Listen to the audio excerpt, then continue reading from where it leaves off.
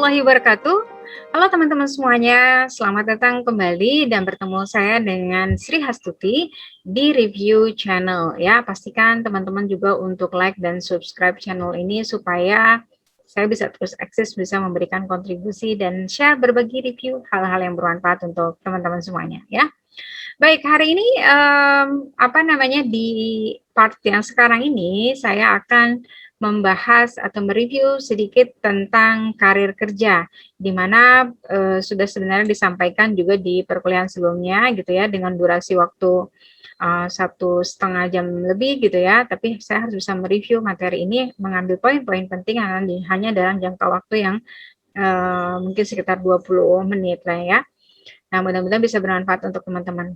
Oke, kita langsung saja ya, saya akan share screen untuk memudahkan juga teman-teman bisa mengamati, melihat, membaca secara visual, dan saya juga akan bisa menyampaikan dengan lebih terarah. Ya, saya akan langsung share screen materi hari ini. Oke, sudah muncul di layar. Baik, teman-teman semuanya, saya akan bahas tentang karir kerja, ya, di mana pasti ketika kita bekerja, kita pengen dong karir kita naik. Atau ketika sekarang mungkin teman-teman masih kuliah dan belum bekerja, pengen juga dong mendapatkan karir yang terbaik dan bagaimana bisa menapaki jenjang karir yang lebih tinggi misalnya dibanding pada saat awal masuk bekerja. Nah, di sini kita akan sama-sama membahas bagaimana sih tips untuk membina karir dan lain sebagainya gitu ya. Kita langsung saja ke definisi karir ya. Nah, apa sih itu karir? Karir adalah dari bahasa Belanda, kariere, yang artinya adalah perkembangan dan kemajuan dalam pekerjaan seseorang ya, dalam sebuah pekerjaan tertentu. Artinya ketika kita berbicara tentang karir, maka kita berbicara tentang developing, berbicara tentang perkembangan. Berbicara juga karir itu adalah tentang kemajuan. Ya, lalu karir itu juga pasti berbicara tentang jenjang. Jadi seperti kita kalau naik tangga, ada tahapan tangga pertama, tangga kedua, tangga ketiga yang memang harus kita lewati dan tentu saja untuk bisa menapaki dari awal tangga awal ya, lalu kedua, ketiga, ini kita harus bisa mempersiapkan diri dan artinya dengan kompetensi dan kemajuan-kemajuan serta perkembangan-perkembangan lain yang harus kita lakukan ya. Nah, menurut Gibson, karir adalah rangkaian sikap dan perilaku yang berkaitan dengan pengalaman dan aktivitas kerja selama rentang waktu kehidupan seseorang. Ya, nah dilihat kalau dari sini kan kadang-kadang kita kalau mau ngelamar pekerjaan pasti kita membuat CV ya. Nah, CV atau kurikulum kita ini adalah merupakan portofolio dari karir kita juga ada di situ ya. Selain dari misalnya profile, juga ada aktivitas kita, pengalaman-pengalaman kita, baik mungkin masih di sekolah ataupun misalnya waktu kita pernah bekerja di tempat sebelumnya. Nah, ini adalah sebenarnya HR ini untuk bisa melihat bagaimana kemajuan perkembangan Anda ya, teman-teman siswa semuanya adalah dengan melihat track record-nya dari CV. Ya, jadi CV itu makanya penting. Makanya urutan CV nanti kita kali-kali mungkin perlu membahasnya tentang bagaimana menulis CV dengan baik ya. Nah, yang menarik, yang otomatis, yang bisa eye catching, bisa langsung dilihat HR, nanti mungkin saya akan review juga ya. Oke, ditunggu aja makanya pastikan subscribe supaya bisa dapat informasi ya yang kalau saya posting-posting atau upload video terbaru. Oke, intermezzo ya. Kita langsung selanjutnya adalah kita akan melihat elemen perencanaan karir. Jadi kalau berbicara tentang karir kembali lagi adalah kita berbicara tentang perilaku juga ya, aktivitas-aktivitas kita. Dan karir tidak terlepas juga dari bagaimana kita sebagai individu merencanakan ya. Pasti setiap individu punya tujuan, punya kebutuhan sendiri, dan dengan sendirinya ketika kita misalnya kebutuhan kita bertambah, maka kita pun memiliki keinginan untuk bisa lebih grow, berkembang dengan harapan kita bisa mendapatkan income yang lebih gitu ya. Nah, income yang lebih itu kan pasti harus juga ada dong hal yang harus kita perjuangkan, yaitu dalam bentuk misalnya kita meningkatkan keahlian kita, meningkatkan kemampuan kita ya untuk supaya kita bisa mencapai jenjang karir yang kita harapkan.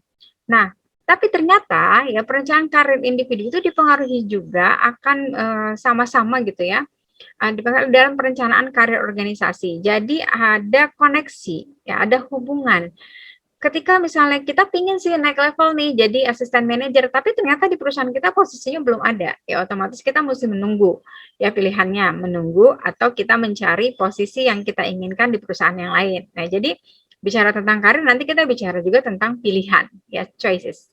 Nah, di organisasi sendiri mereka juga pasti melakukan perencanaan karir, tidak hanya kita saja, ya. Makanya nanti ada yang disebut dengan mapping talent dan lain sebagainya.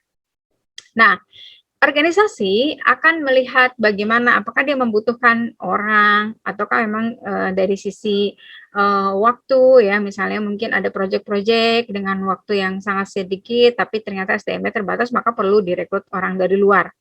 Lalu juga organisasi membutuhkan keahlian tertentu gitu ya, seperti itu misalnya berdasarkan kebutuhan.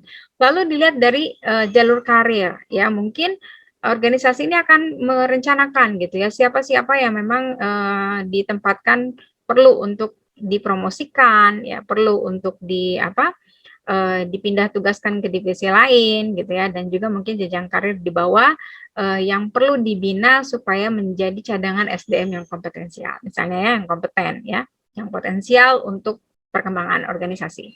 Nah, ada nggak kesesuaiannya? Kalau misalnya ternyata kita bisa memenuhi loh, keahlian dan kemampuan kita bisa memenuhi kebutuhan organisasi, dan pas juga organisasi membutuhkan kita, maka match kan? Nah, sehingga mungkin bisa jadi itu kita mendapatkan kesempatan untuk bisa menduduki karir tersebut, ya. Jadi hal yang terpenting poin di sini garis merahnya adalah elemen perencanaan karir dibagi menjadi dua, ada elemen perencanaan karir organisasi dan perencanaan karir individu, ya. Dan untuk kita bisa mendapatkan suatu karir dalam suatu organisasi, maka harus ada kesesuaian antara kemampuan individu dengan kebutuhan organisasi. Sehingga kita sebagai individu disarankan, makanya tadi ya karir itu kan develop, kemajuan. Harus tetap bertumbuh, harus tetap belajar, tidak mudah puas ya, dan jangan berada di zona nyaman terus gitu ya. Maka pengalaman kita bertambah, adanya pelatihan-pelatihan dan mungkin juga sehingga skill kita bertambah gitu ya, sehingga harapan kita bisa terwujud, gitu ya. Nah, bicara tentang kompetensi, kita lihat ada klasifikasi model kompetensi ya. Ini sumbernya dari Kompetensi Manajemen Practitioner Guide ya, Palanya. Ini salah satu slide yang sangat menarik menurut saya ketika saya mengikuti pelatihan BHRP ya di Atmajaya. Nah, klasifikasi model kompetensi ini ternyata kompetensi itu dibagi menjadi 4. Ada kompetensi fungsional, ada kompetensi perilaku, ada kompetensi peran, ada kompetensi inti. Ya, nah untuk kompetensi fungsional itu terlihat kompetensi dasarnya. Jadi diri kita ini, potensi diri kita sebagai seorang manusia, itu kadang-kadang mungkin bisa jadi orang hanya melihat baru atasnya saja, yang baru terlihat secara fisik. Sedangkan skill atau kemampuan kita yang ada di dalam, ya, ini belum terlihat kalau memang belum teruji, belum adanya satu situasi yang bisa membuat itu keluar. Ya, jadi makanya kenapa kalau dalam perusahaan pasti ada masa probation, ya, percobaan misalnya ya. Nah, ini biasanya sebenarnya untuk bisa melihat tidak hanya kompetensi fungsional, tapi juga melihat ini perilakunya seperti apa gitu ya, sesuai nggak nih dengan value-nya organisasi. Lalu bisakah dia menjalankan perannya dengan baik ketika dia memang posisinya sebagai seorang leader, bisakah dia menjadi leader yang baik, bisakah dia menjadi seorang staff yang baik, dan ketika dia juga masuk dalam organisasi, dia paham nggak sih tentang value organisasi itu, apa yang harus dipegang teguh, misalnya seperti itu ya. Nah, balik lagi, ada yang tidak terlihat yang mungkin itu bisa muncul ketika ada case tertentu atau memang situasi menuntut itu untuk muncul potensinya. Ya, adalah kompetensi perilaku, kompetensi peran, dan kompetensi inti. Contohnya apa, Bu Sri? Gitu ya. Contohnya kalau kompetensi fungsional, misalnya teman-teman yang di jurusan komputer akuntansi ya misalnya kompetensinya itu misalnya posisinya saat ini adalah misalnya ada posisi sebagai staf akuntan atau supervisor akuntan misalnya gitu ya.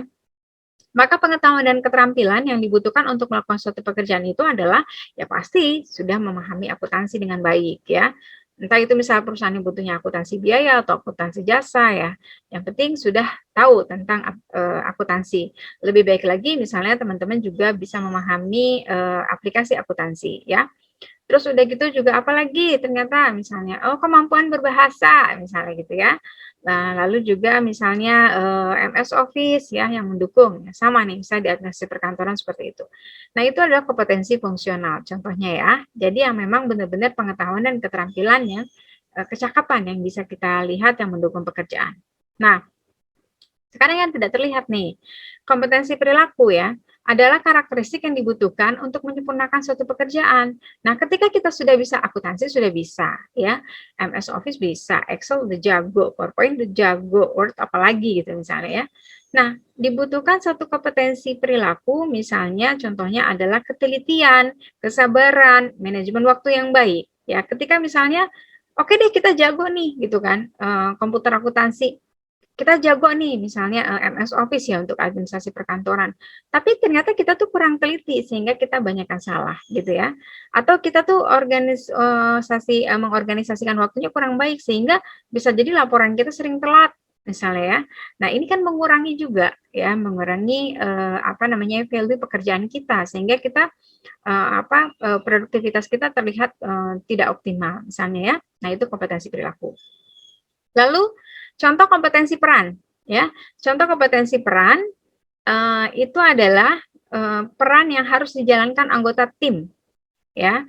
Jadi ketika misalnya kita diserahi kewenangan atau tanggung jawab sebagai seorang leader, maka kita benar-benar harus menempatkan diri kita sebagai seorang leader.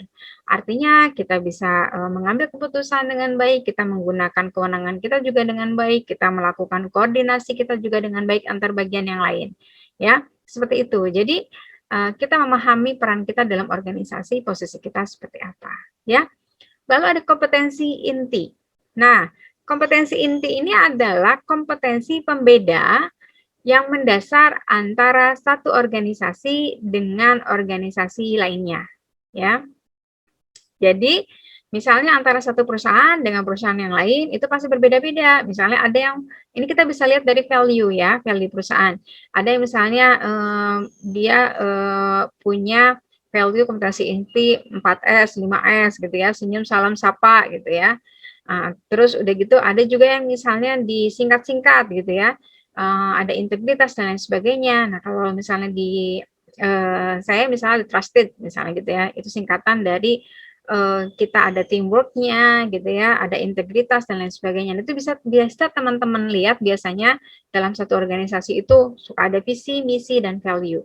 Yang paling mudah untuk melihat kompetensi inti adalah dari value dari organisasi yang biasanya sering disosialisasikan. Ya, oke.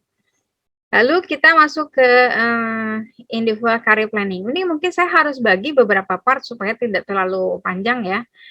Jadi nanti kita bagi beberapa part. Satu hal lagi saja mungkin saya akan bahas tentang individual career planning komponennya. Jadi teman-teman semuanya, teman-teman siswa, ketika kita berbicara tentang karir, perencanaan karir kita, ya komponen yang bisa kita lihat, kita ukur adalah adanya misalnya diperoleh dari ya self assessment, ada feedback on reality, ada setting goals of career goals. Jadi kalau self assessment, ketika kita misalnya pingin punya menduduki karir gitu ya, pindah, saya pengen dong nyobain jadi supervisor akuntan seperti apa gitu ya.